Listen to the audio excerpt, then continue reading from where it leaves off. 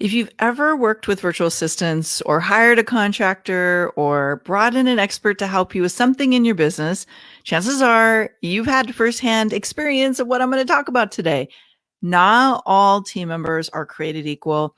Not all of them have the same ways they're going to be able to support you. And knowing what kind of person to hire is going to save you so much challenges, sanity, frustration, overwhelm, et cetera, et cetera. Hey there, Melanie Benson here. We're going to do an Amplify tip today on how to make sure you're getting the right type of team member to help you grow. So if you're tuning in live today, welcome. I'd love to hear your big questions about hiring and delegating to get more traction. This is coming up for me because a lot of times people ask me like how to speed up the right results. And one of my favorite results accelerators that we were just focused on this month in the Amplify Your Authority inner circle is delegating and getting things off your plate to free you up so that you can move the right things forward.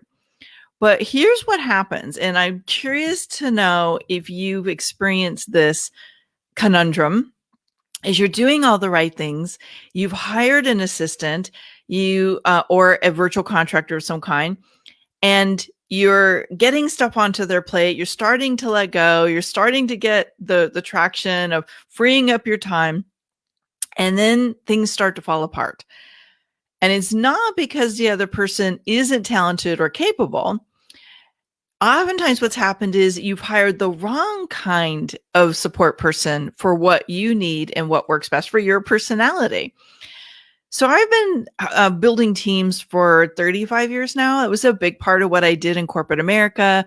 I'd get put on these crazy projects where we had to pull off something in record time, and I would have to put a team together literally overnight to tackle a problem.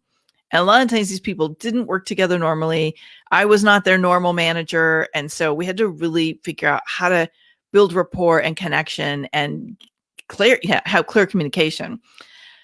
So now as an entrepreneur, I've been hiring and delegating probably since the second year in my business, because I really got quickly that if I want to speed up my results, I have to get things off my plate that other people can do. Wait for it, drum roll, my favorite thing to say, better, faster, or cheaper than I can do it.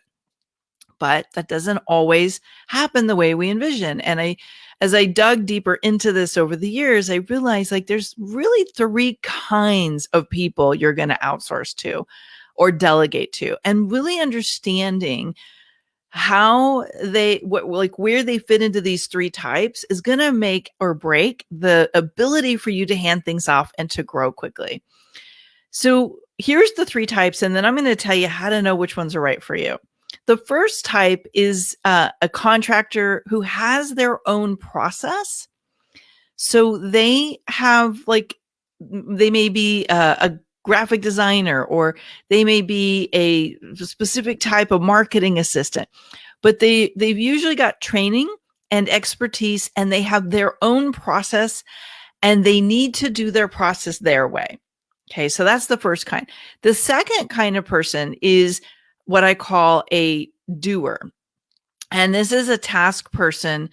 The way I call it is they will do what you ask them to do, but they don't necessarily have the confidence or the capacity or even the capability yet to be really like forward thinking and strategic. So they really need things broken down for them in a way that they know how to fulfill the task. So that means they need a lot of training, they need a lot of direction. And the third type of person that you might hire is someone who I call an owner. And this is somebody who they're really like strong in the things that they do. And they recognize that they have like great capacity and strategic thinking. So you give them a task and maybe even a role. And the beauty of this type of role is they're off and running, and they will literally like come back and say, hey, do you want it like this or like that? Tell me your criteria so I know how to take this off your plate. The owner type person is what we might call an A player or a rock star who literally takes things off your plate. Now, there's pros and cons with all of it, right? And so this is where when I'm working with clients to help them think about what they're going to get off their plate, and this was like a big conversation in Amplify Inner Circle this month, is really looking at what is it that I'm willing to invest to free up my time from tasks that drain me or I don't ever have time for, so that I can focus on the things that only I can do. And when we start thinking about that, that really starts to give us criteria number one of, all right, so this is what I'm willing to invest in somebody to get this stuff off my plate. For me, I'm really willing to invest in my team if I know they're going to free me up so that I can focus on the things that no one else can do to grow the business, right? Okay, so let's take number one. Number one is the person who has their own system, their own processes. They need to do the thing the way they do the thing, right? So they don't necessarily fit in well inside a team. Sometimes they will, but most of the time, they're the kind of person where you're going to hand off this process or this thing you need them to manage for you, and they're going to be autonomous. They're going to kind of do this on their own. So some examples of that might be if you're going to start a podcast and you want somebody to produce and manage it for you. You don't want to tell them how you're going to do it. You want them to do it their way. If somebody knows how to maybe get some traction for you on YouTube, you're not going to tell them what you want them to do. They're going to do their thing because that's what you're paying them for. Typically, these are a higher ticket investment, but they should literally be able to produce results quickly, or at least tell you the time frame in which they're going to produce results, and they need to follow their process. So you're probably not going to get one of those types of people to come inside your company and your business and follow your procedures the way you want them to. And that's good to know, because you want them to do their thing, but you don't want to have the illusion that you can bring them in and train them to do things your way.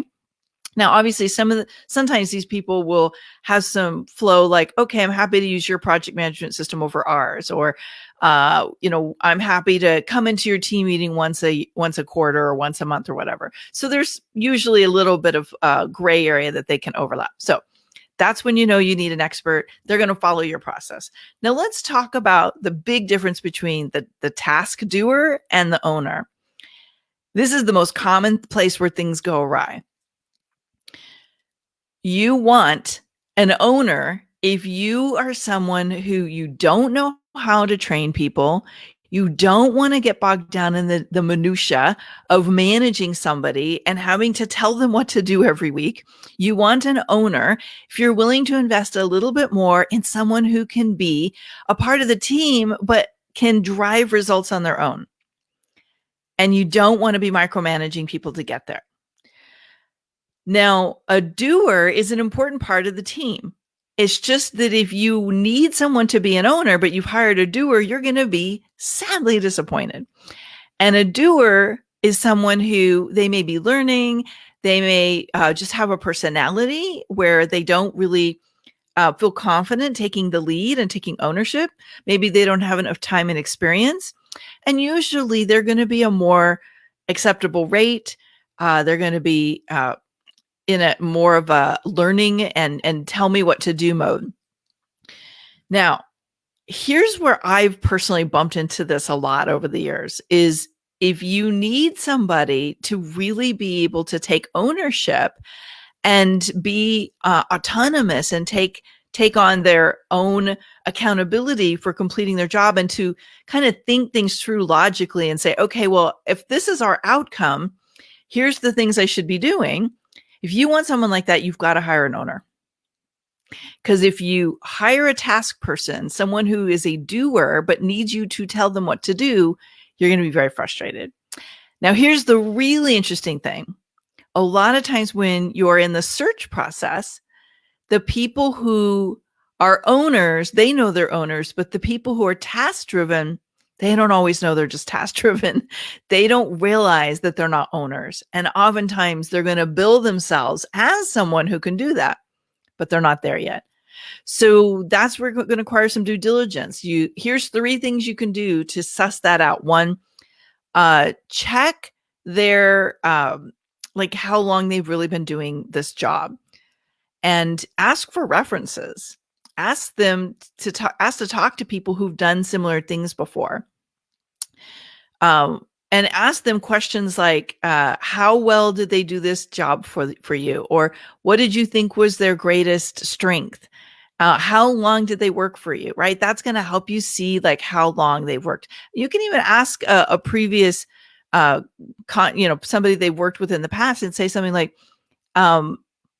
would you say they're more task oriented or ownership oriented? Like they really own the role and could tell you what needed to be done. Those are great things to ask. The other thing you can do is, and I didn't do this for a long time, and when I started doing it, a lot of things got better. And that is, ask your person to do a 30-day trial and give them some tasks to kind of test drive how well they take ownership. You can usually tell if you're being really honest with yourself and the person you've hired. If you're really paying attention, you can tell in the first 7 days whether they're more of an owner or task driven. Here's what that looks like when on my side, like when I'm experiencing somebody. They will come to you and say, I'm reviewing this task. I have some questions. What like they'll start asking like qualifying questions or for criteria on how to pull this off, or they'll ask you more questions just to make sure they've got it right.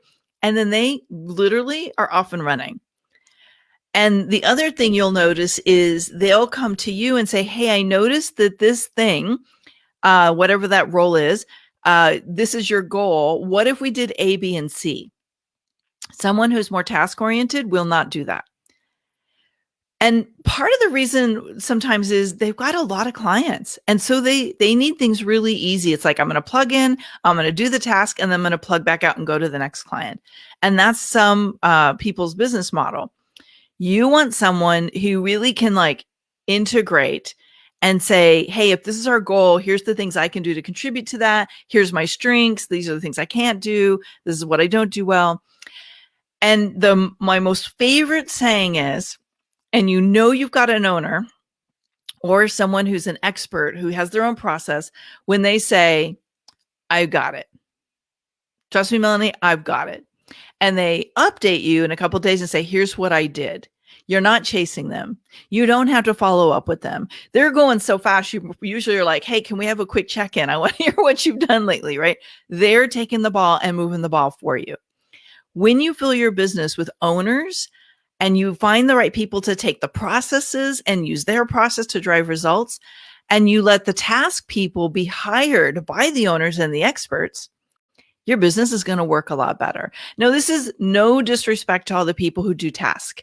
Like, we need you. You're amazing. You have a lot to offer. The key is, and so now I'm speaking to the people who maybe sell their time as a service, is don't sell yourself as an owner if you know that you need real clarity and a lot of handholding to get things done. And what will happen is you'll get put in the right places on the bus and the stress goes down, the fulfillment goes up, and everybody's happier. So these 3 types of people, when you really look at who you're going to hire for what roles, and you really look at like what needs to happen to be the person you want to be as the business owner, and you take the time to clearly identify what you're going to get off your plate and who's going to do what, and what kind of person do you need so that you are the best you and they can be the best them, everything starts to be in flow. And that's a big part of what I teach here in my Amplify programs is we want people to be in flow. I want to be in my superpower. I want you to be in your superpower. And we want the people that are supporting us to be in their superpower. And if we're not, it's it's like having a flat tire on the bus and you're trying to take the bus over 70 miles an hour. It's a bumpy ride. And let's minimize those bumpy rides and get into flow. And just imagine you're in a high-speed car. Everybody's doing the right roles on the bus. and the engine's performing well, your focus is clear, you know where you're at on the road, and you've got people you can count on to help you get there. That's an accelerator. That's exciting. When we can accelerate the right things, it makes the whole thing work a lot better. So I'd love to hear, what do you want to get off your plate? And who do you think you need to be the right you and to have the right experience with that team so that you can accelerate the results? It's magical when it all comes together. And I'd love to see you take this on and really accelerate. So if you're joining us here live in the Amplify Your Authority Facebook group, pop in the comments and tell me. If you listen to this later on the podcast, you can join us in the Amplify Your Authority Facebook group. Just go to the show notes page and I'll link it up for you there. All right. We'll be back next week with another exciting episode. For now, remember, delegate anything that someone else can do better, faster, or cheaper, and find owners who will take the ball and run with it so you're freed up to do what you do best.